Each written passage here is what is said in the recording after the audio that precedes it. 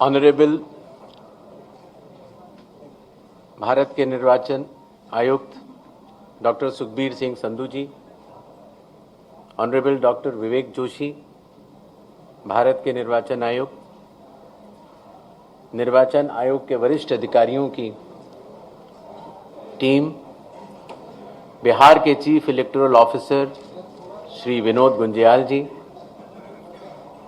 और बिहार की इस पावन भूमि के हमारे मीडिया सहकर्मी, हम सबसे पहले भारत के सभे मतदाता के अभिनंदन करतानी आ विशेष गहन पुनरीक्षण अभियान SIR के सफलतापूर्वक संपन्न करावे खातिर रउआ सभे के कोटि कोटि आभार आ धन्यवाद जतावत बानी। भारत निर्वाचन आयोग की तरफ से बिहार के सब मतदाता सभक अभिवादन करैत छी। आपके माध्यम से मैं बिहार के सभी मतदाताओं से यह आह्वान करता हूं कि आइए, जिस तरह से हम अपने त्योहारों को उल्लास और श्रद्धा से मनाते हैं और विशेष रूप से बिहार की छठ पूजा जैसे महान लोक पर्व को पूरे उत्साह व आस्था से मनाते हैं, उसी तरह से लोकतंत्र के चुनाव के इस महापर्व को भी उत्सव की तरह मनाएं। अपनी भागीदारी सुनिश्चित करें, जिम्मेदारी निभाएं और मतदान अवश्य करें। अपना भागीदारी पक्का करी, जिम्मेदारी निभाएं, आप वोट जरूर करें। धन्यवाद। अब हम आपके समक्ष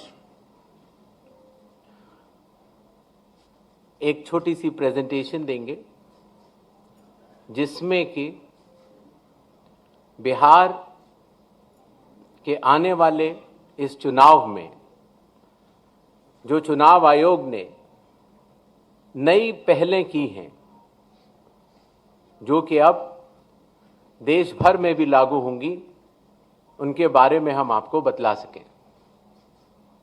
नेक्स्ट। बिहार में 243 जनरल कॉन्स्टिट्युएंसीज हैं,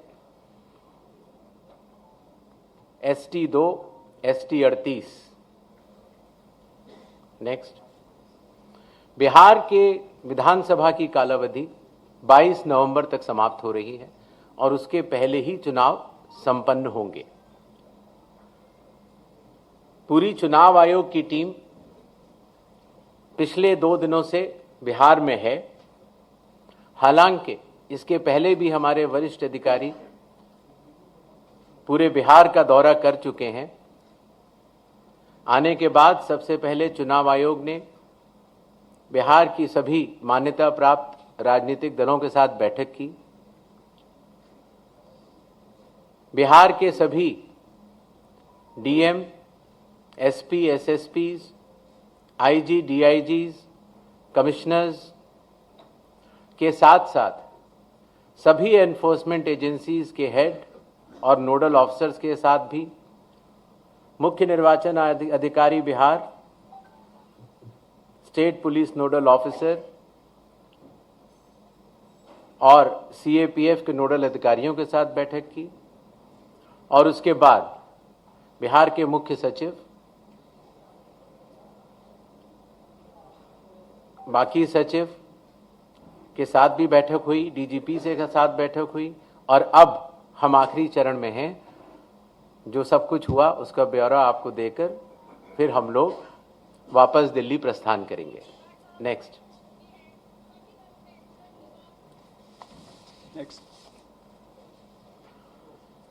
बिहार से शुरू होने वाली कुछ पहलों में सबसे पहले परिशीलन, ट्रेनिंग। बूथ लेवल एजेंट्स की पहली बार चुनाव आयोग ने ट्रेनिंग की और बिहार के सभी बूथ लेवल एजेंट्स 1 की ट्रेनिंग कुछ माह पूर्व ही दिल्ली में संपन्न हुई। साथ ही साथ बूथ लेवल ऑफिसर्स की भी ट्रिपल आईडीएम में ट्रेनिंग हुई और अभी तक देश भर के लगभग 700 बूथ लेवल ऑफिसर्स और सुपरवाइजर्स की ट्रेनिंग पूरी की जा चुकी है। साधारण तौर से पुलिस ऑफिसर्स की ट्रेनिंग जिला या स्टेट में ही होती थी, लेकिन इस बार एक मानक के तौर पर उसको दिल्ली में भी ट्रेनिंग शुरू की गई। मतदाता सूची, इसमें सबसे बड़ी पहल रही विशेष गहन परीक्षण अर्थात स्पेशल इंटेंसिव रिवीजन। ये कार्य 24 जून 2025 से शुरू हुआ और कालावधि पूर्ण होने से पहले ही समयबद्ध तरीके से सभी मतदाताओं के सहयोग के साथ समाप्त हुआ। जो बूथ लेवल ऑफिसर्स, निर्वाचक पंजीयक अधिकारी जो इतनी मेहनत के साथ ये कार्य करते हैं, उनके मानसिक मोटिवेशन के लिए उनका रिन्यूमरेशन भी बढ़ाया गया। काफी वर्षों के बाद ये पहली बार हुआ और खास तौर से ईआरओज और एईआरओज को पहली बार ऑनरेडियम देने की व्यवस्था की गई। पहले ये बात सुनने में आती थी कि वोटर कार्ड मिलने में बहुत देरी होती है, इसलिए चुनाव आयोग ने वोटर कार्ड के वितरण की हर चरण की एनालिसिस करते हुए अब उसको 15 दिन के अंदर हमारे मतदाता को मिल जाए, ऐसी व्यवस्था की। बूथ लेवल ऑफिसर्स को जब वो मतदाता के पास जाएं तो मतदाता उनको सुगमता से पहचान पाएं,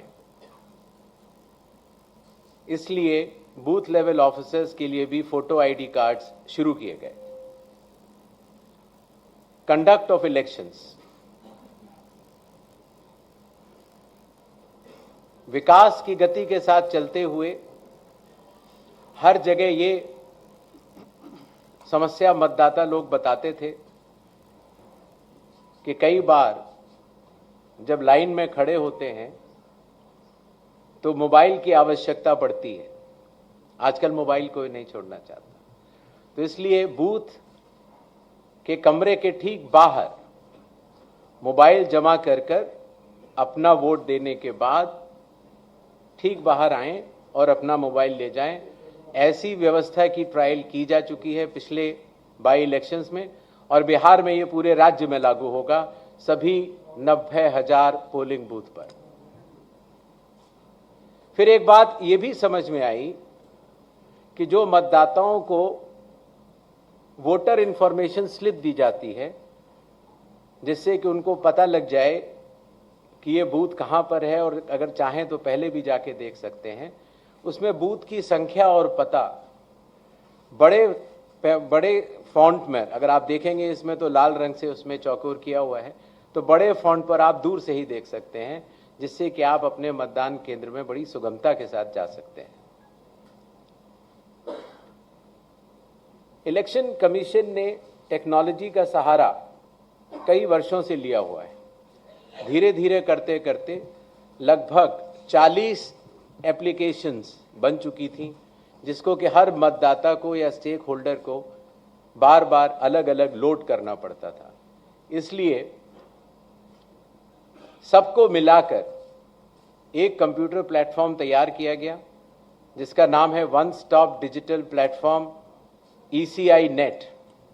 इसका प्रोग्रेसिव इंप्लीमेंटेशन अभी जारी है और बिहार में इसको लागू भी किया जाएगा और इसके बाद भी अगर कोई काम बचेगा तो उसको पूर्ण करेंगे।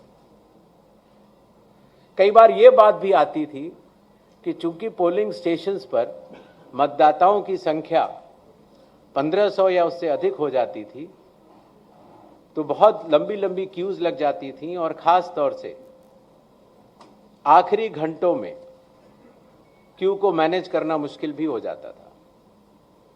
इसलिए चुनाव आयोग ने संयुक्त निर्णय लिया कि अब बिहार से शुरू होकर पूरे देश तक किसी भी मतदान केंद्र में 1200 से ज्यादा वोटर नहीं होंगे, जिससे कि वोट डालने में हमारे मतदाताओं को सुविधा मिले। कानून के अंतर्गत कैंडिडेट्स पोलिंग बूथ के कुछ दूरी के बाहर अपने बूथ्स लगाते हैं। कई बार वो लोग भी मतदाताओं को सहूलियत देने के लिए उनका मार्गदर्शन करते हैं कि आपका बूथ ये वाला है या उस कमरे में है।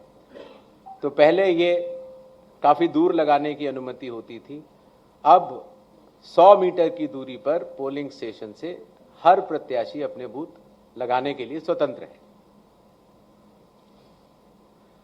पहले ये बात भी आती थी कि जो वेबकास्टिंग है, जो पोलिंग बूथ के अंदर जो वेबकास्टिंग होती है, वो कहीं 50% या कम से कम 50% या 60% बूथों पर होती थी, और अब बिहार से शुरू होकर पूरे देश में जब भी चुनाव होंगे 100% वेबकास्टिंग हर पोलिंग स्टेशन पर की जाएगी।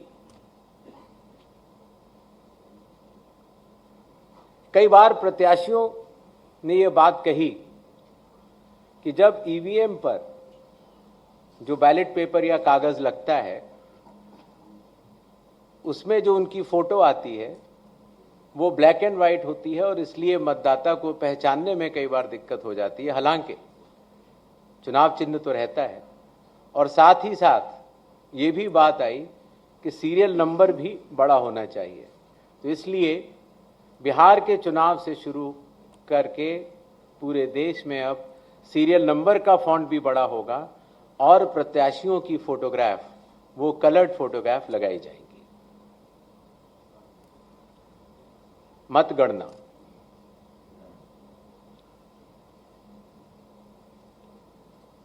पहले जब वोट्स की काउंटिंग होती थी तो अगर फॉर्म 17C, जिसके बारे में आपको बाद में आगे बताऊंगा, अगर उसमें जो प्रिसाइडिंग ऑफिसर पोलिंग एजेंट्स को देते हैं और ईवीएम की काउंटिंग यूनिट में अगर कोई भी मिसमैच होगा तो ऐसी सभी वीवीपैट की गिनती पूर्णतः की जाएगी। इसी तरीके से पोस्टल बैलेट्स की गिनती भी ईवीएम के आखिरी 2 राउंड से पहले पूर्ण करना अनिवार्य होगा और ईवीएम के आखिरी 2 राउंड उसके बाद ही शुरू होंगे।